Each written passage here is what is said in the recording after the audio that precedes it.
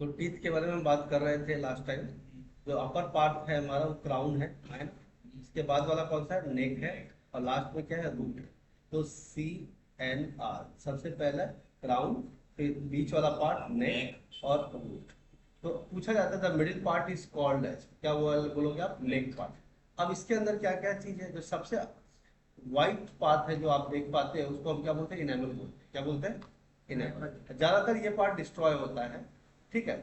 उसके बाद कौन सा पार्ट नीचे, उसके नीचे जो होता है डेंटिन, इसको क्या बोलते हैं। और लास्ट में जो होता है पल्प, ये हमारा जो है ब्लड से जुड़ा रहेगा, है ना। जैसे बचपन में आपके दांत छोटे थे, बड़े हो गए, क्यों हो गए, क्योंकि ब्लड सर्कुलेशन हो रहा था, राइट। ब्लड पहुंच रहा था, ठीक है। तो यहाँ पर आप देखोगे ये जो पार्ट है, गम्स वाला पार्ट है, और जहां से ब्लड का सर्कुलेशन भी होता है। तो वो जो डायरेक्ट कनेक्टिविटी की बात करें या इनडायरेक्ट कनेक्टिविटी की बात करें, वो कौन सा है, पल्प, ठीक है। तो चलो आगे देखते हैं। देखो अगर हम टीथ की बात करें ना, अगर 100% हमारा टीथ का पार्ट है तो 1/3 पार्ट हम लोग देख पाएंगे, और 2/3 part of the teeth is embedded in gums, ठीक है, धंसा हुआ रहता है। तो वो चीज हम वो पार्ट नहीं देख सकते। 1/3 मतलब कितना परसेंट, 33% ही हम देख सकते हैं। 66 या 67% हम नहीं देख सकते, ठीक है। इनेमल जो वाइट पार्ट है वो सबसे स्ट्रॉन्गेस्ट पार्ट होता है, किसका, टीथ का। कैविटी की बात करें तो कैविटी, यहाँ पर जो कैविटी होता है, जिसको बैक्टीरियल, जो बैक्टीरिया होता है ना, बैक्टीरिया, वो इसको इफेक्ट करता है। कौन से पार्ट को, कैविटी। यहाँ पे ये जो अपर पार्ट है, यहाँ पे बैक्टीरिया का इफेक्ट पड़ता है। ये व्हाइट पार्ट भी बोलते हैं, व्हाइट पार्ट को एनिमल बोलते हैं, बात समझ में आ गया। एक रॉड लाइक स्ट्रक्चर होता है जिसको हम डेंटिन बोलते हैं, ठीक है। जो खाली स्पेस है, यहाँ पे जो खाली स्पेस रहेगा उसको हम पल्प बोलते हैं। और ये है नर्व सप्लाई, सेंसिटिविटी, है ना। कुछ चीज ठंडा खाते हैं या गर्म खाते हैं तो सेंसिटिविटी किससे पता चलता है, इस वाले पार्ट से। तो ये नर्व सप्लाई जो लास्ट में है वो क्या है, सेंसिटिविटी अफेक्टेड एरिया। आगे बात करते हैं। Upper part of the tart is called, हमने बात कर लिया, टीथ इज कॉल्ड रिज या कैविटी। उसी को पता चलता है कि क्या चीजें हैं। और स्वीट या सॉल्ट पार्टिकल्स आर कलेक्टेड, या तो नमकीन वाला चीज है या मीठा चीज है, वहां पे इकट्ठा हो जाता है। और वो नमकीन और मीठा चीज जब इकट्ठा हो जाता है वहां पे, तो बैक्टीरिया को रोक ले लेता है। क्या ले लेता है, बैक्टीरिया को रोक ले लेता है। बाद में हो सकता है वो काउंट की तरह चला जाए, और अगर अंदर चल गया तो दांत सड़ जाएगा। और वो रूट तक अगर चला गया तो सेंसिटिविटी होने लग जाती है। इसीलिए डॉक्टर बोलता है भाई आपका दांत बहुत अंदर तक सड़ गया है, सिर्फ ऊपर से सफाई करने से काम चलने वाला नहीं है, तो आपको क्या करना होगा, रूट कैनाल ट्रीटमेंट करना होगा। रूट कैनाल ट्रीटमेंट का मतलब ये है कि वो कहाँ तक ट्रीटमेंट होगा, नीचे तक होगा, यहाँ तक। ये वाला जो पार्ट देख रहे हो, यहाँ तक ट्रीटमेंट करना पड़ेगा, ठीक है। फिर दांत को कट करके बीच से निकालता है, फिर उसका ट्रीटमेंट होता है, जो बैक्टीरिया अफेक्ट कर दिया है नीचे तक अगर चला जाता है तो। फिर उसके बाद लिक्विड रखने भरने के बाद पल्प फॉर्मेशन किया जाएगा, फिर नया दांत लगाया जाता है। नहीं तो पूरा का पूरा क्या हो जाएगा, गम्स सड़ जाएगा और बाद में पायरिया हो जाएगा। और अगर पायरिया हो गया, वैसे तो पायरिया बहुत लोग को हो जाता है, बट ये चीज अच्छी बात नहीं है। फिर उसका फिर स्मेल आने लग जाता है, लोगों के मुंह से स्मेल आने लग जाता है, ठीक है। बहुत सारी चीजें हैं, उसके बारे में फिलहाल तो बात हो ही जाएगी, ठीक है। देखो रूट कैनाल ट्रीटमेंट में वायर के थ्रू होता है, मैं दिखाऊंगा root canal treatment, don't worry. Affected nerves are taken out, जो नर्व्स खराब हो गए उसको बाहर निकाला जाता है। और दांत सड़ जाता है, कमजोर हो जाता है, टूट जाता है, क्योंकि उसको जो गम्स पकड़ के रखा था वो बैक्टीरिया से अफेक्ट हो गया है और नस भी अफेक्ट हो गया है। इसीलिए सड़ा हुआ नस को बाहर निकाला जाता है। जो नस सड़ गया उसको क्या किया जाता है, बाहर निकाला जाता है, ठीक है। अब इस बात को समझने के लिए थोड़ा हम देख लेते हैं।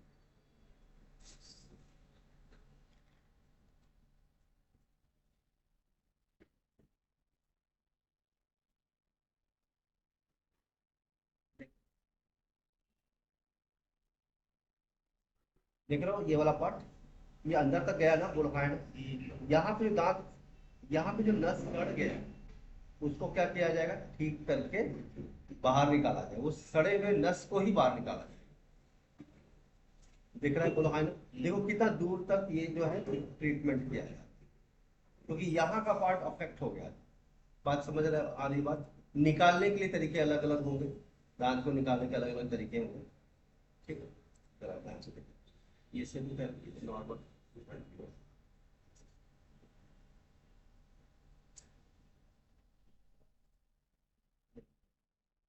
क्या दे रहा है।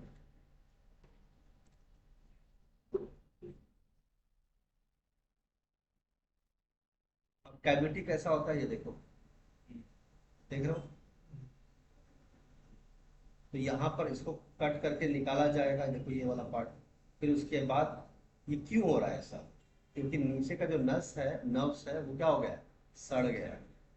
और इस बात का पता कैसे चलेगा, देखो ऐसे पता। ठीक है, पहले ऐसा था और 1 साल के बाद ये हेल्दी हो, बराबर नो। ये क्या होता, सड़ गया था और आस पास के भी गम्स को कमजोर बना।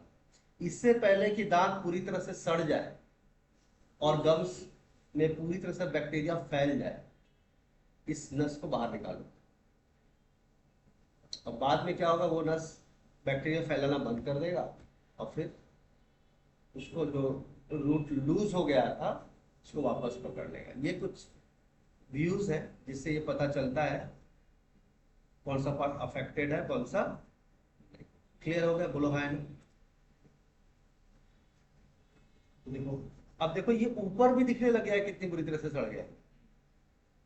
तो तुम खुद ही सोचो, जो चीज ऊपर इतना सड़ गया है तो अंदर, हालांकि जरूरी नहीं कि अंदर अब खराब हो, बट 90% चांस है कि अंदर का नस है क्या हो गया, अफेक्टेड हो गया। फिर उसके बाद इसको छेद किया जाएगा, दांत पे छेद किया गया कि नहीं, बोलो हाँ। फिर उसके बाद रूट कैनाल ट्रीटमेंट किया। लोग के दांत खराब हो जाते हैं, तंबाकू खाते हैं और ऐसा हरकत हो जाती है। ठीक, आई होप समझ गए। आगे चल, वायर के थ्रू करते हैं जैसा कि देखो। दांतों की मजबूती के लिए जो है, मैं आपको बता दूं कि एक टूथपेस्ट है जिससे फ्लोराइड्स बहुत अच्छे हैं, फ्लोराइड्स होने चाहिए। अब फ्लोराइड कहाँ कहाँ मिलता है, वाटर में। चाय जो पीते हैं, जो लोग चाय पीते हैं उनका दांत जल्दी, मतलब उसके अंदर भी थोड़ा फ्लोराइड्स होता है जो चाय पीते हैं। सी फूड अगर कोई खाते हैं तो उसके अंदर फ्लोराइड होता है, दांत मजबूत रहता है। कॉफी जो पीते हैं उनका भी दांत मजबूत रहेगा। तो चाय कॉफी जो पीते हैं उनका दांत मजबूत रहेगा, क्योंकि इसके अंदर क्या मिलता है, फ्लोराइड्स। मैं आपको बता देता हूँ, एक मेडिसिन है, सॉरी टूथपेस्ट है। कौन सा ऐसा टूथपेस्ट है जिसमें मैक्सिमम लेवल फ्लोराइड्स है, वो है कॉलगेट टोटल 24। कॉलगेट टोटल 24, जानते हो आप। बोला भी था और हमारे घर में यूज भी होता है ये। वैसे तो पतंजलि भी चल रहा है मार्केट में घर पे, बट कॉलगेट टोटल टोटल 24। इसके अंदर कंपोजिशन अगर आप देखोगे, कंपोजिशन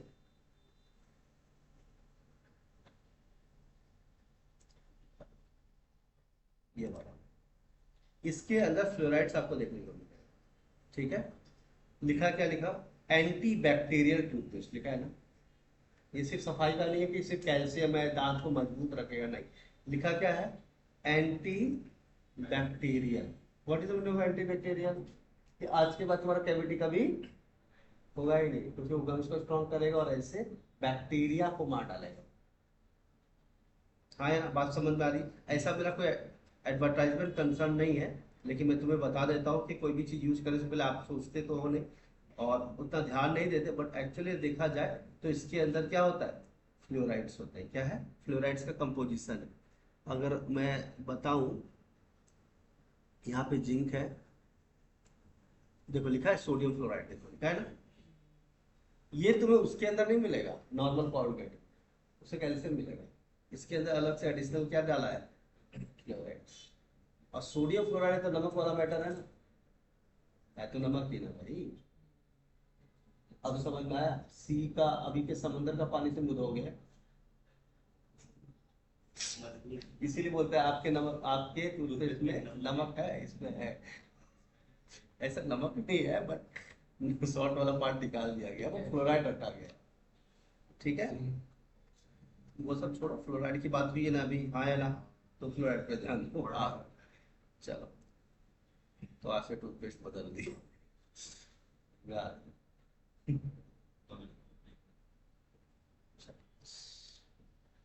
सिर्फ हाँ, बट याद रहे फ्लोराइड भी ना लिमिट में यूज होना चाहिए।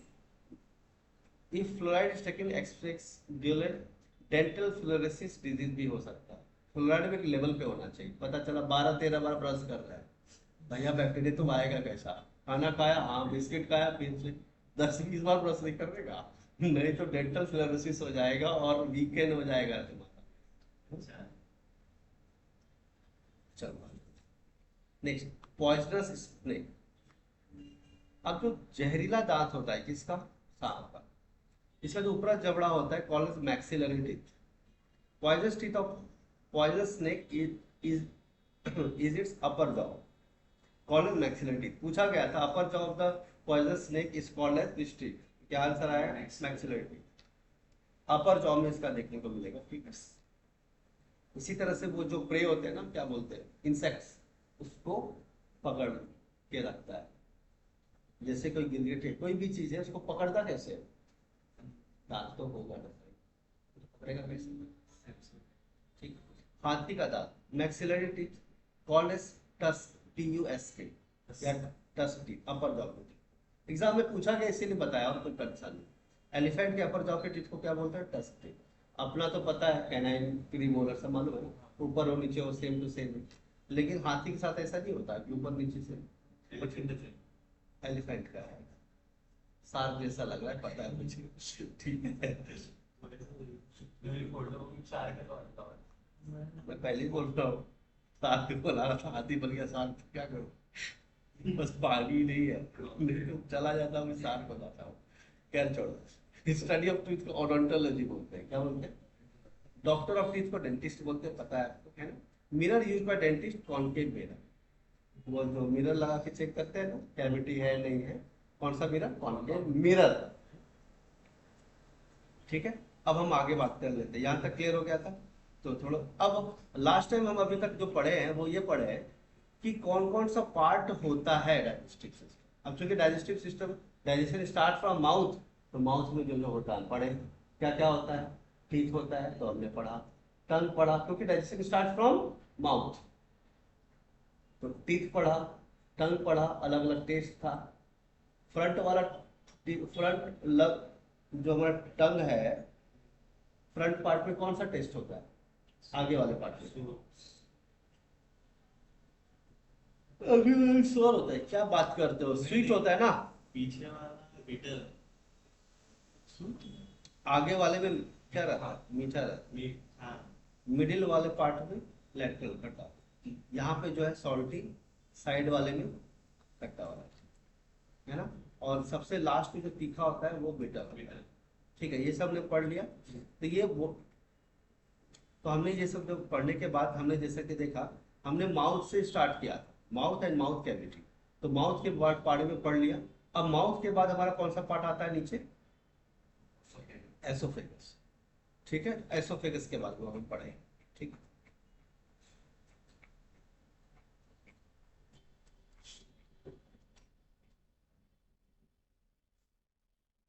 अब एक एक करके जितना भी डाइजेस्टिव सिस्टम के पार्ट्स हैं वो सब पढ़ेंगे, देखते हैं, स्टार्ट करें, आए, चलो। एसोफेगस के अंदर क्या होगा, रिंग टाइप का सी शेप रिंग्स होता है ना, सी शेप रिंग्स, ठीक है, ये वाला पार्ट सी शेप होता है, ठीक है। Are present mode of cartilages. अब इसके अंदर क्या होगा, किस चीज से बना रहता है, कार्टिलेज से बना रहता है हमारा एसोफेगस। सी शेप कार्टिलेजेस, इसको उपास्थि भी बोलते हैं हिंदी में। और इसके अंदर मसल्स भी होते हैं, मांसपेशी होता है, अनस्ट्रेटेड मसल्स, एक होता है स्ट्रेटेड और एक होता है अनस्ट्रेटेड। एक होता है जिसको आप चाहो तो मूव करा सकते हो, जैसे कि आपका हाथ है, हाथ के अंदर मसल्स है या फिर जो भी चीज, उसको आप मूव करा सकते हो, राइट। लेकिन यहाँ का मूव करा लोगे क्या, गर्दन के नीचे का अंदर का ऑर्गन मूव करा लोगे, नहीं। अरे मैं बोल रहा हूँ खुद से कैसा डरा हूँ, स्वेल कराने से वो तो बॉडी पार्ट आता है, बट मूवमेंट की बात कर रहे हैं। अगर आप बोलोगे लेफ्ट चले जाओ, राइट चले जाओ, वैसा without movement of the touch, है ना, कोई चीज से टच नहीं करना है तो आप ऑटोमेटिकली नहीं कर सकते। बहुत सारी चीजें हैं जो हम आगे बात करें। Unstriated models are is found between rings, muscles की बात हो रही है यहाँ पे, बोन्स की बात, ठीक है। Oesophagus is the part of alimentary canal which connects the throat to the stomach. देखो, थ्रोट को स्टोमक से कनेक्ट करने के लिए एलिमेंट्री कैनाल तो पूरा स्टार्ट टू एंड तक है, मालूम है। तो एसोफेगस ऐसा पार्ट है जो हमारे थ्रोट को स्टोमक से कनेक्ट करता है।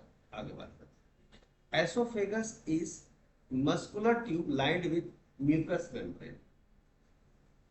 म्यूकस फॉर्मेशन होता है उसके अंदर, मस्कुलर ट्यूब ऑफ कोर्स। और हम लोग कुछ भी खाते हैं तो एक सलाइवा बनता है और उसके बाद धीरे धीरे खाना नीचे जाता है, ठीक, निगलते हैं ना। लोग बोलते हैं सर खाना खाते निगलने में तकलीफ होती है, मतलब थ्रोट में कुछ इन्फेक्शन, बराबर के थ्रोट इन्फेक्शन होता है तो बोलते हैं जब खाते हैं तो बहुत दर्द होता है। इसका मतलब थ्रोट में क्या हो गया, इन्फेक्शन। यदि हम खाना खा रहे हैं तो नीचे तक नहीं होगा, नीचे जाने का मतलब यह है कि हमारा स्टोमक तक नहीं जा पा रहा। क्यों? क्योंकि कनेक्ट कौन करता है, एसोफेगस। इसका पार्ट है alimentary canal start to end तक, ठीक। Oesophagus is a longer tube which opens its stomach. कहां पे खत्म होता है, which opens the stomach and by the help of esophagus food stuff proceeds forward। Oesophagus ही वो ट्यूब है जिसके वजह से खाना जो है आगे बढ़ता है, ठीक है। And in the wall of oesophagus various mucus glands coexist. बहुत सारे म्यूकस ग्लैंड है। बहुत सारे लोगों को क्या है कि जो थ्रोट कैंसर होता है, थ्रोट कैंसर बोलो या थ्रोट इन्फेक्शन बोलो, उनका क्या होता है, म्यूकस फॉर्मेशन होता है, कफ बनने लग जाता है, ठीक है। म्यूकस फॉर्मेशन होता है जो म्यूकस ग्लैंड प्रोड्यूस करता है। Secretion of fluid makes the esophagus oily which makes it smooth and moist and due to which this appearance food easily move forward। अब जैसे हम कुछ खाते हैं तो वो क्या होता है, म्यूकस फॉर्मेशन हो जाता है, गीला होता है, इसकी वजह से खाना हमारा आगे जाता है।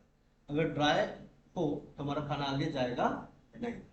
क्लियर है ये सब, ठीक है। The passage of food in oesophagus. अब हम बात करते हैं, जब आपका खाना नीचे जा रहा है और आपका गर्दन तक आ गया है तो वापस मुंह मिला सकते हो क्या? यही है जो हम बात कर रहे थे। एक बार यहाँ तक गया ना, पेट का खाना वापस मुंह से निकालो तो वॉमिटिंग बोलोगे वो अलग बात है। But the thing is that कि जब पैसेज हो रहा है तो हम चीज वो हम खुद नहीं कर रहे, वो काम ऑटोमेटिकली कौन कर रहा है, एसोफेगस का। एसोफेगस के अंदर जो है कोई दूसरा ग्लैंड नहीं है, सिर्फ म्यूकस ग्लैंड, कोई एंजाइम से नहीं है। अब सवाल ये है कि क्या एसोफेगस में जब खाना था, जब ट्यूब में खाना था तो कोई डाइजेशन हो रहा था? नहीं, कोई डाइजेशन नहीं। तो डाइजेशन होगा कहाँ, स्टोमक में। अब हम स्टोमक के बारे में बात करेंगे। After oesophagus food reaches to stomach. Clear हो गया? थ्रोट से खाना खाया, ग्लैंड म्यूकस ग्लैंड ने म्यूकस प्रोड्यूस किया, खाना गीला हुआ और धीरे धीरे कहाँ पहुंच गया, स्टोमक के पास। क्लियर है, कोई डाउट नहीं? आगे चलते हैं, स्टोमक के बारे में बात करते हैं। इसको अमाशय बोलते हैं हिंदी में, वैसे तो पेट बोलते हैं, ठीक है। 3 मेन पार्ट होता है स्टोमक का। पहला फंडस फिल्ड विद गैस। ये जो फंडस है ये किससे बना हुआ है, गैस से। अब बोलो सर ये गैस क्यों, खाना क्यों नहीं, बताता हूँ। दूसरा पाइलोरिक, क्या लिखा है, pyloric, pyloric part. Pyloric part जिसको पाइलोरस भी बोलते हैं, यहाँ पे दिख रहा है ना, यहाँ पे कोई गैस नहीं होता है। और तीसरा है कार्डियक। तीसरा कौन सा है, कार्डियक। कार्डियक में क्या कोई गैस होता है, तो बोलोगे नहीं होता है, ठीक। ये वाला पार्ट कार्डियक। मिडिल पार्ट देख लो, ये देख लो कार्डियक लिखा है। तो हमारा 3 पार्ट में ये कवर हुआ। पहला कौन सा है, फंडस, दूसरा पाइलोरस और तीसरा कार्डियक। मतलब बेसिकली सबसे top most part, middle part, lowest part. Lowest most part कौन सा हुआ, पाइलोरस, बीच वाला कार्डियक और सबसे ऊपर वाला फंडस, ठीक है। अब फंडस में गैस का फॉर्मेशन होता है। कुछ सुने होंगे आप लोग, कुछ बोलते हैं कुछ खाना खाया गैस बन गया पेट में, ढकार आ रहा है बार बार। ये कांड किसने कर रहा है, फंडस की वजह से, ठीक है। मतलब कंप्लीट डाइजेशन आपका फूड का नहीं हुआ है। कभी कभी खाने के बाद भी ऐसा होता है। चलिए next gastro oesophageal junction. Gastro oesophageal junction, oesophageal क्यों बोला? क्योंकि एसोफेगस से खाना अभी जस्ट आपके पेट में आया है। ये जंक्शन मतलब एसोफेगस से टूटेगा खाना, मतलब बिछड़ जाएगा और कहाँ जाएगा? स्टमक। तो ये जंक्शन, जैसे बोलते हैं ना हर कंट्री का बॉर्डर होता है, यहाँ पे नेपाल का बॉर्डर, अभी नया कंट्री स्टार्ट, तो वैसे ही है एसोफेगस का काम यहाँ तक पहुंचाने का था काम, आगे का काम तुम संभालो। कौन संभालेगा? स्टमक। उसमें भी तो और कौन से तीन तीन पार्ट है? फंडस और पाइलोरस। ठीक है, समझ में आ रही बात? चलो आगे बात। इसी के कुछ और भी पार्ट्स हैं। अब पाइलोरस के बाद खाना चला जाता है हमारा कहाँ पे?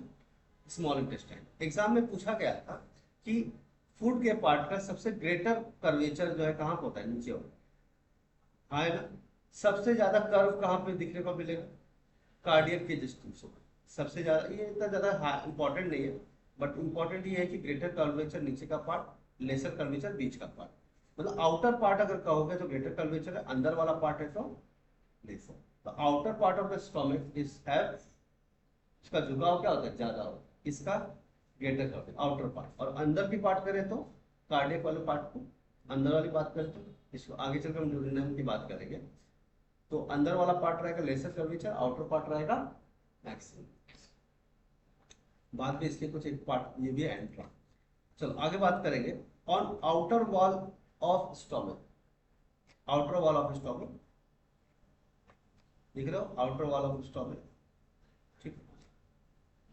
आउटर वॉल मतलब सिर्फ ये वाला नहीं, पूरा का पूरा, ये वाला भी और ये वाला भी, ठीक है।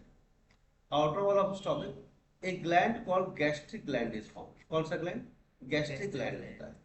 जो बोलते हैं ना गैस बन गया है, गैस बन गया, चाय ज्यादा पीते हैं, खाना नहीं डाइजेस्ट होता है ना? समझ वाली बात। And this gastric gland secrete gastric juice, जठर को उसमें बोलते हैं, रस बोलते हैं, जठर ग्लैंड गैस्ट्रिक ग्लैंड। तो देखो गैस तो वैसे तो ठीक चीज होता है, ठीक है ना? लेकिन कभी कभी फूड अनडाइजेस्टेड रह जाता है, तो बोलते हैं खट्टा खट्टा ढकार आ रहा है, एक्चुअली खाना पेट में सड़ गया है तुम्हारा। तुमने क्या किया? पहले खाना खाया दाल चावल, तुरंत चाय पी लिया, फिर कॉफी पी लिया, ठीक है, बहुत सही है। एक को डाइजेस्ट हो जाने देते, फिर दूसरा पे आते हैं। तो बोलता हमें नहीं समझ में आ रहा है कि क्या रहा है, ठीक है। तो ये गैस्ट्रिक जूस जो फॉर्मेशन हुआ है, गैस्ट्रिक ग्लैंड में फॉर्मेशन किया है, वो डाइजेस्ट नहीं होने की वजह से, तो गैस्ट्रिक ग्लैंड का काम क्या है? Gastric juice produce. अब देखो बहुत इंपॉर्टेंट है, एग्जाम में पूछा था, इंपॉर्टेंट है।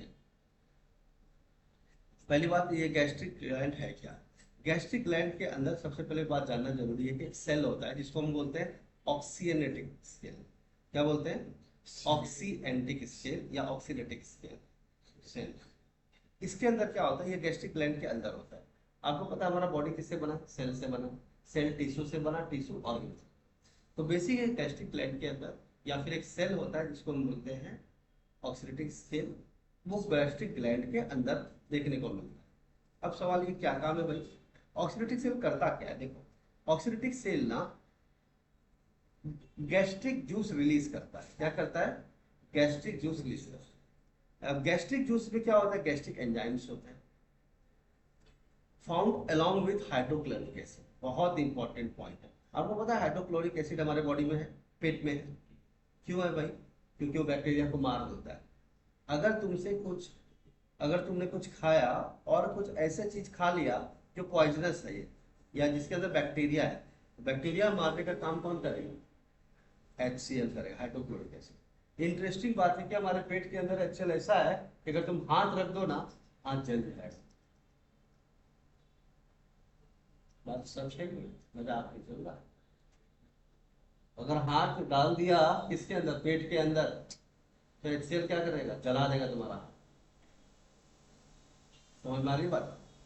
तो गैस्ट्रिक एंजाइम्स के साथ क्या आता है? Hydrochloric acid.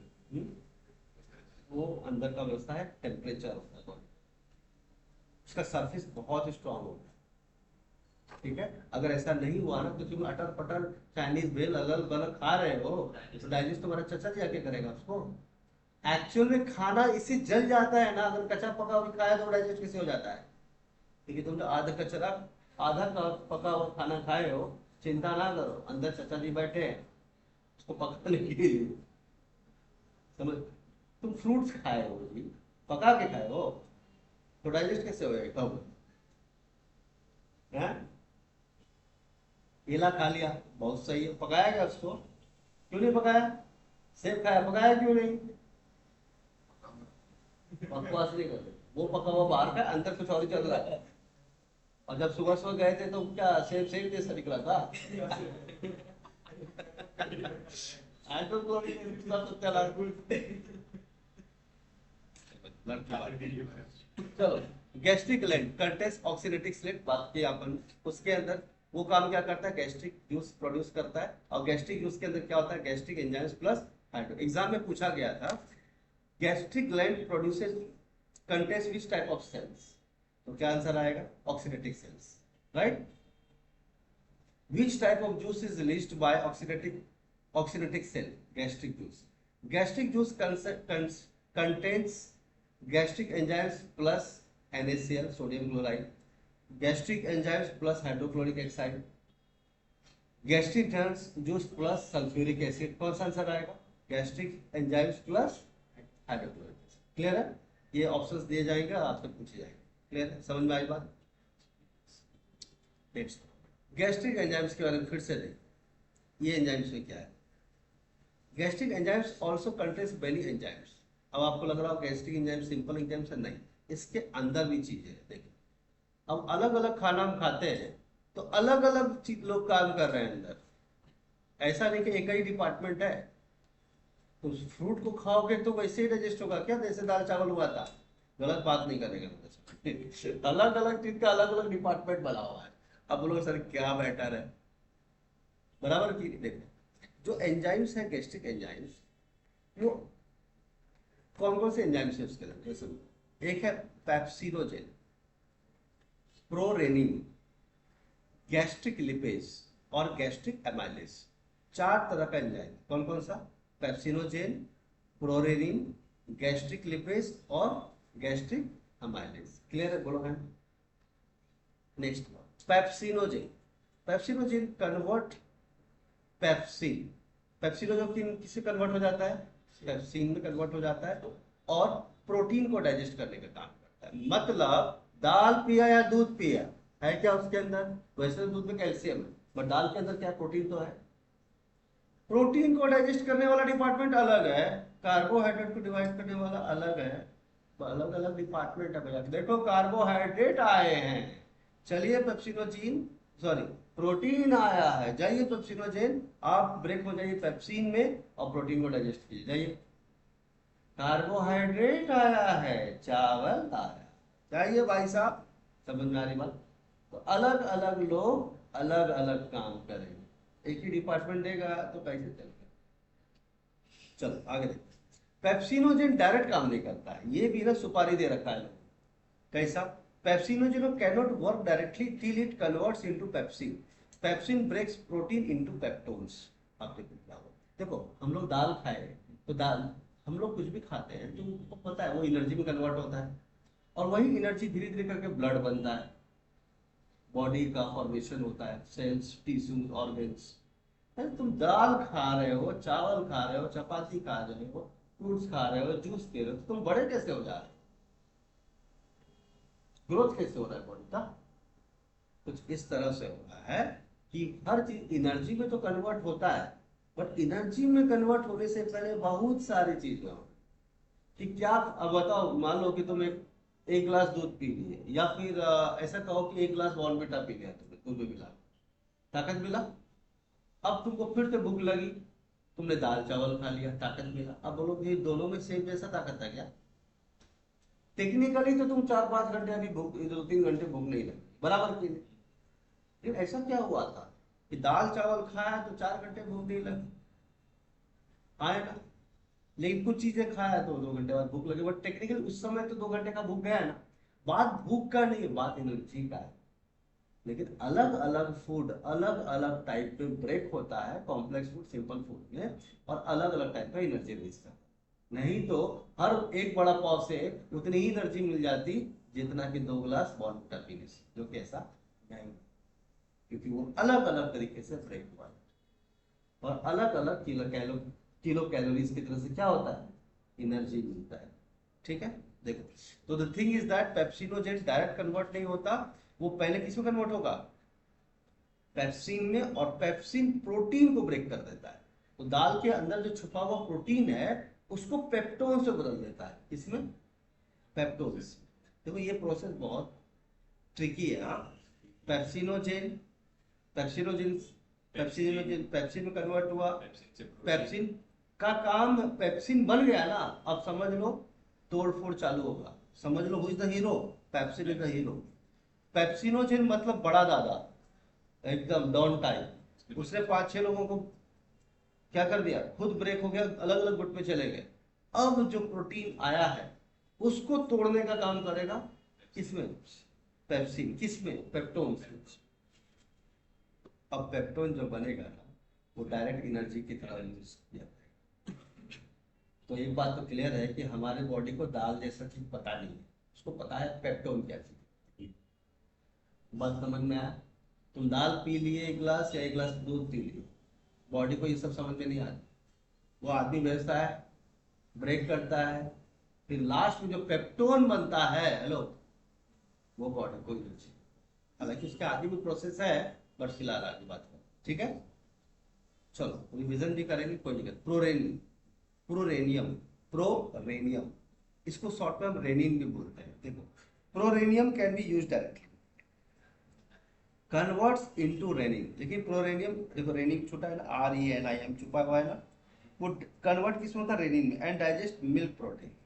देखो, दाल में प्रोटीन, दूध में, दूध पिया फटाक से एनर्जी आया भाई साहब, 4 घंटे तो बोलो मत, दौड़ेंगे नहीं, बराबर की। दाल पिए हैं या दाल चावल खाए हैं तो ताकत तुरंत कहाँ मिलती, आधा घंटा डाइजेस्ट होने में लगेगा उसे, क्योंकि तो ताम झाम जो चल रहा है मार्केट में। दाल चावल खाने में कैसा नींद आता है, बढ़िया वाला, क्यों आता है, कार्यक्रम चालू है। ठीक है, वो एंजाइम का पता लगाएगा, फिर वो पेप्सिन पेप्सिनोजेन पेप्सिन में ब्रेक होगा, फिर वो पेप्टोन को पेप्टोन में बदलेगा, फिर बोलेगा अब थोड़ी ताकत लग गई, राइट।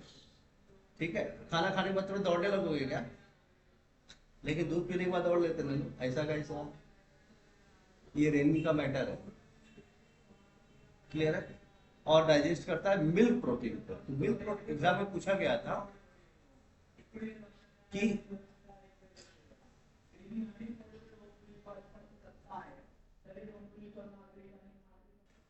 नेक्स्ट है हमारा क्या, गैस्ट्रिक लाइपेज। क्या है, गैस्ट्रिक लाइपेज, ये लिपिड्स को डाइजेस्ट करने का काम है, हमारे फूड में भी लिपिड्स होता है जिसको डाइजेस्ट करने का काम करता है गैस्ट्रिक लाइपेज। नेक्स्ट है गैस्ट्रिक एमाइलेज, डाइजेस्ट कार्बोहाइड्रेट। अभी हम लोग जो पोटैटो खाते हैं उसमें क्या होता है, कार्बोहाइड्रेट। राइस खाते हैं, कार्बोहाइड्रेट। तो उसको डाइजेस्ट करने के लिए गैस्ट्रिक एमाइलेज है। तो मैं अगर पूछूं प्रोटीन को डाइजेस्ट करने के लिए क्या चाहिए, कौन करेगा प्रोटीन को डाइजेस्ट, कौन करेगा,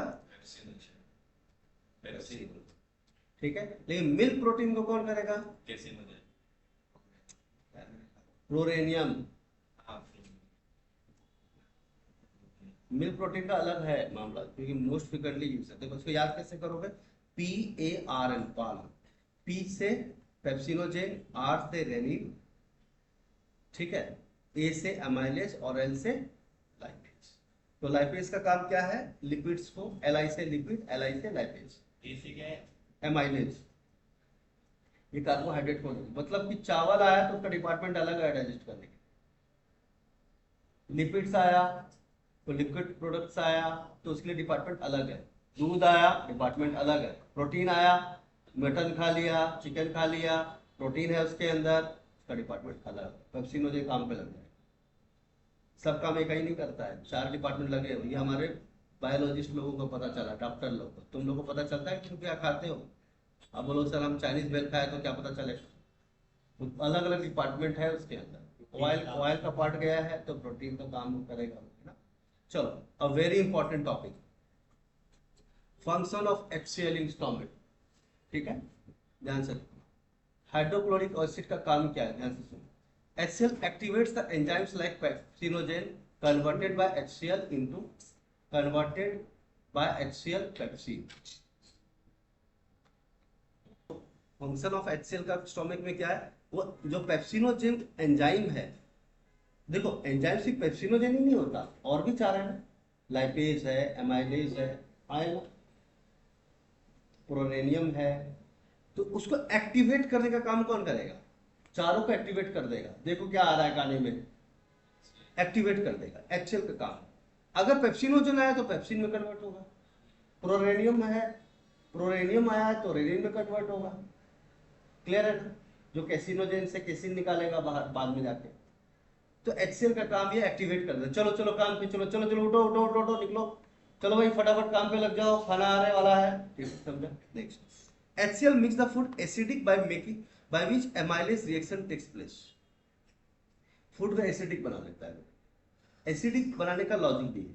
देखो अगर आप खाना सिंपल खा रहे हो, जैसे आपने नॉर्मल क्या है, हाँ कोल्ड कॉफी पिया, तो आप बोलोगे सर कोल्ड कॉफी तो ठंडा ही होता है, फिर टाइम ही एसिडिक है।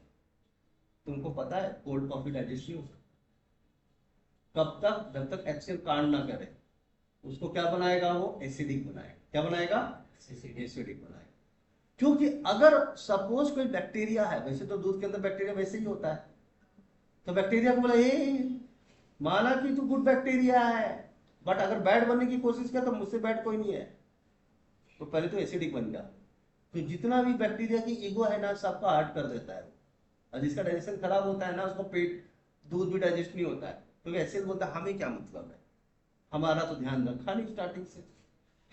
तो क्यों ठीक है, कचर पचर कुछ भी खाया जा रही है, तो you need to understand the diet, right.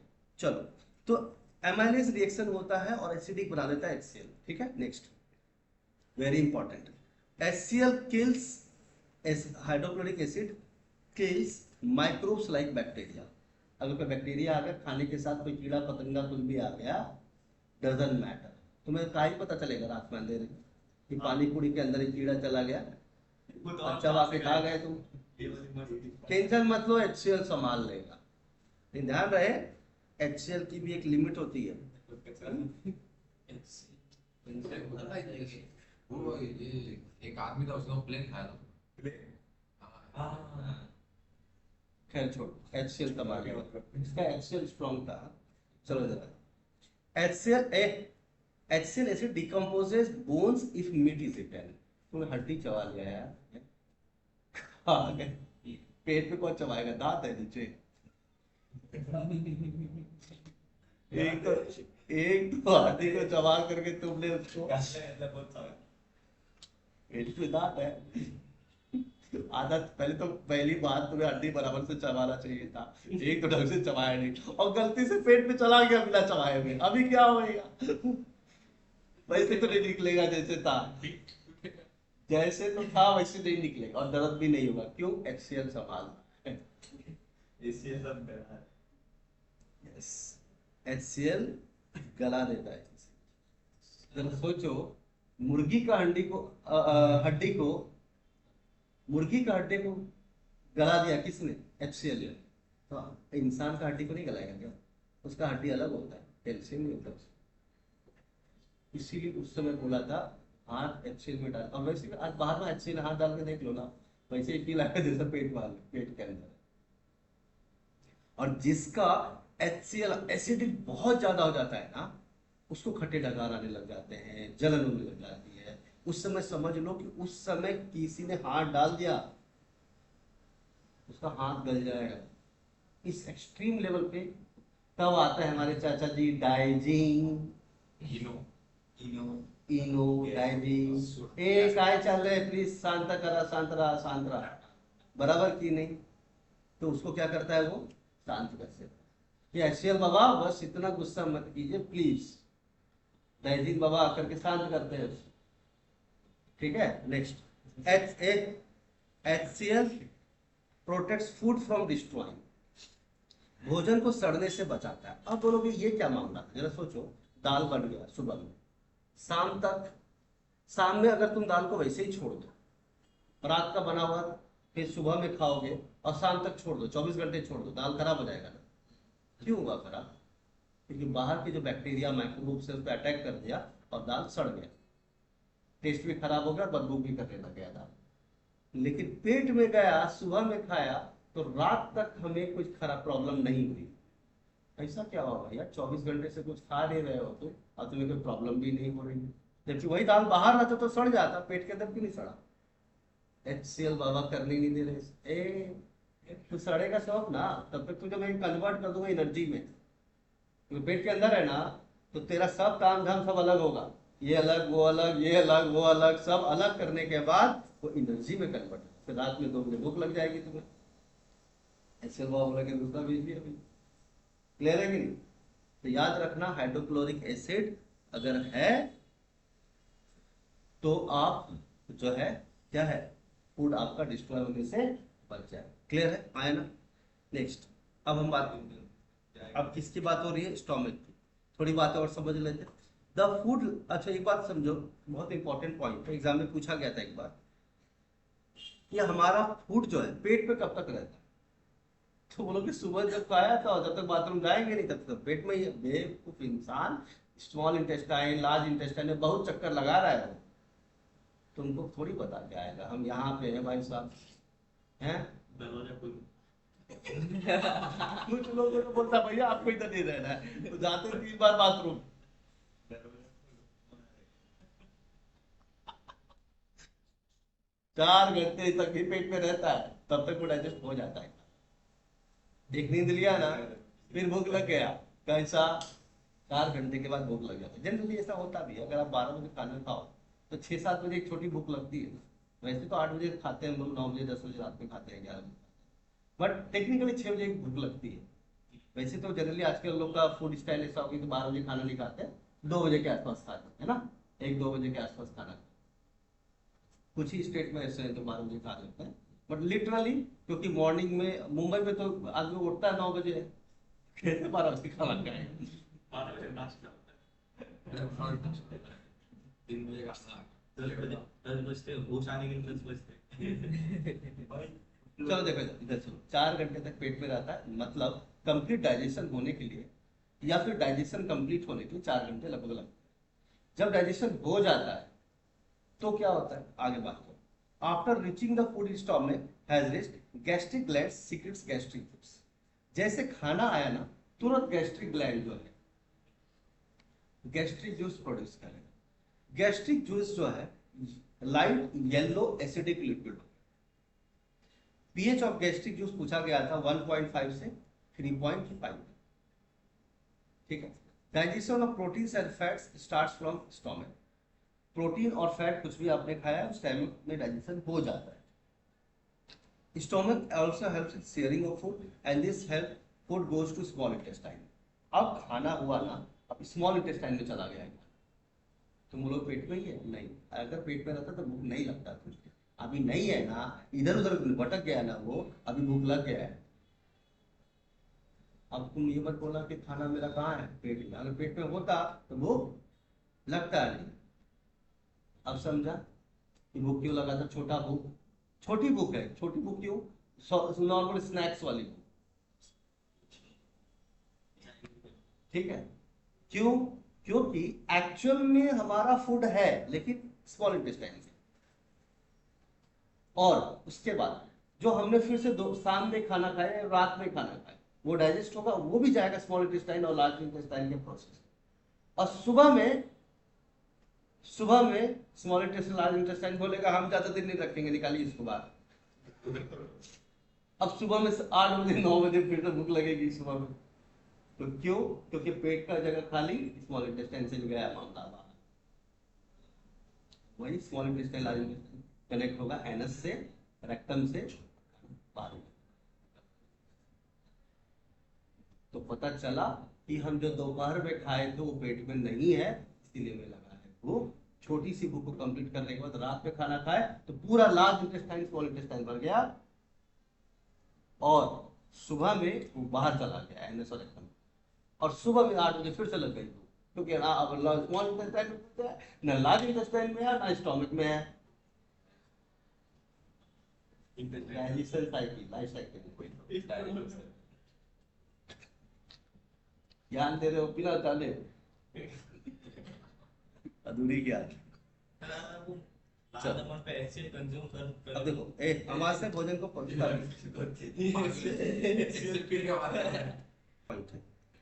Digestion in intestine. अभी हमारा खाना कहाँ पहुंच गया, इंटेस्टाइन में।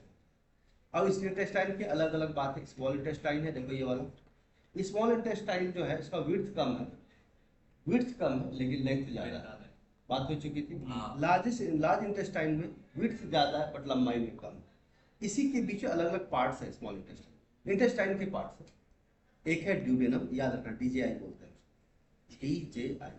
पूछा जाता है which of the following is not the part of intestine, तो ड्यूडेनम, जेजुनम, इलियम के अलावा कुछ लिख दिया है ना, तो गड़बड़ हो जाएगा, तो गलत होगा। ठीक है। तो small intestine is longer length wise then larger. Small intestine larger intestine से ज्यादा लंबी होती है, सो बड़ी हाथ बोलते हैं, से छोटी हाथ।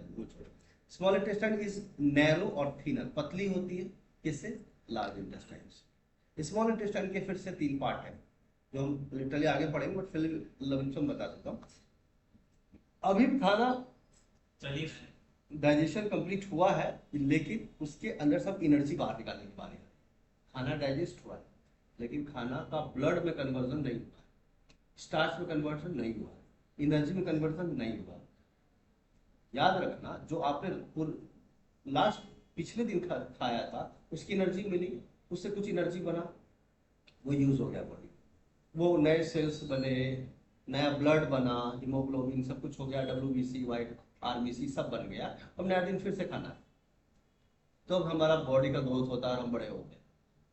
लेकिन इस प्रोसेस में भी जब स्मॉल इंटेस्टाइन में खाना पहुंच चुका है तो भी कुछ चीजें हो रही। क्या क्या हो रही है? 53% ऑफ एलिमेंट्री कनाल का है 630 सेंटीमीटर, 6.3 मीटर होता है, ये बात कर चुके हैं। ड्यूडेनम, जेजुनम और इल्यूम, देखो 3 तरह से खाना पहुंचेगा। खाना स्टोमक से कहाँ पहुंच गया, स्मॉल इंटेस्टाइन, तो उसमें 3 तरह से जाएगा। DJI लेंथ वाइज IJD है, लंबाई के हिसाब से इलियम बड़ा है जेजुनम से और जेजुनम बड़ा है, और लेकिन फूड गोइंग सीक्वेंस में DJI। ठीक है, DJ और I। जेजुनम के देखो फिर से क्या होता है, इंटेस्टाइनल ग्लैंड होता है जहां पे इंटेस्टाइनल जूस सीक्रेट होता है, वहां से भी जूस निकल के आता है intestinal, and intestinal juice contains enzymes to digest. अभी बोलोगे कि सर क्या फूड, हमारा फूड जो है complete digestion takes place in food, तो स्टोमक, तो नो। वैसे तो 99% बच्चे जो है पेट में डाइजेस्ट वाला खाता है, टॉयलेट से निकले, बेवकूफ, ऐसी बकवास नहीं करेगा। क्लियर है क्या, कि पूरी तरह से 100% डाइजेशन नहीं होता है, आगे भी प्रोसेस है, बात समझ में आ रही है नहीं आ रही? ठीक है, enzymes of intestinal glands jejunum area में। अब देखो, अब फूड में तुमने जो खाया, अब काम की चीज क्या है, देखो मीठा था, सुक्रोज फ्रुक्टोज में कन्वर्ट हुआ। अरे तुमने मान लो गन्ने का जूस पिया, वो तो हार्डकोर क्या है, सुक्रोज है। Maltose convert maltose into glucose. अब ये एनर्जी का बात है, कुछ लोग ग्लूकॉन डी पीते हैं, डायरेक्ट एनर्जी। उसी तरह से pepsin digest protein, protein plus peptones amino acids में कन्वर्ट हो जाता है, ये सब एनर्जी देता है हमारी body. Lipase digest lipids, emulsified fats, glycerol और फैटी एसिड्स। लैक्टोज जो हम लोग दूध में मिलता है, लैक्टिक एसिड होता है, मालूम है ना, दूध में मालूम है, बच्चों को पिलाते हैं लैक्टोजेन, याद है कुछ, लैक्टोज मिल्क में होता है। Digest lactose, glucose, glucose plus galactose convert, ये काम इंटेस्टाइनल के, जब इंटेस्टाइन के पास पहुंचता है तब एनर्जी कन्वर्जन क्या होता है, स्टार्ट हो जाता है। यानी note, intestinal juice is basic alkaline nature, healthy person में 2 litre intestinal juice daily secret होगा, 2 लीटर हेल्दी पर्सन। और एक बात बता देता हूँ, अब जो लास्ट पॉइंट है आज के क्लास का वो ये है कि small maximum part of the food is digested in small intestine.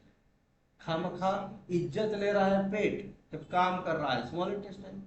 मतलब समझ लो कि 70% खाना डाइजेस्ट पेट में नहीं होता है, स्मॉल इंटेस्टाइन में होता है। ये क्या बात होगी, लंबा सा ये रिंग है उसके अंदर डाइजेशन होता है, ठीक है। और digestion of food completes in small intestine, खत्म भी वही होता है। मतलब स्मॉल इंटेस्टाइन के बाद फूड कहाँ जाएगा, ये जो चाइम बन जाता है चाइम, और इसी को टॉयलेट बोलते हैं। देखो ना, चाइम बन करके स्मॉल इंटेस्टाइन में बन करके ये अब आपका बाहर जाने के लिए रेडी है। लेकिन इसी प्रोसेस में थोड़ा सा लार्ज इंटेस्टाइन के बारे में भी हम बात करेंगे, तो थोड़ा सा आप देख लो, ठीक है। लार्ज इंटेस्टाइन स्मॉलर होता है, क्या क्या चीजें काम करता है, और ये फिर बाद में एनएस और एक्टिविटीज को खाना बात कर सकते, जो हम अगली क्लास में बात करेंगे, ठीक है। हो जाना चाहिए था बट ठीक है, चलो बाय।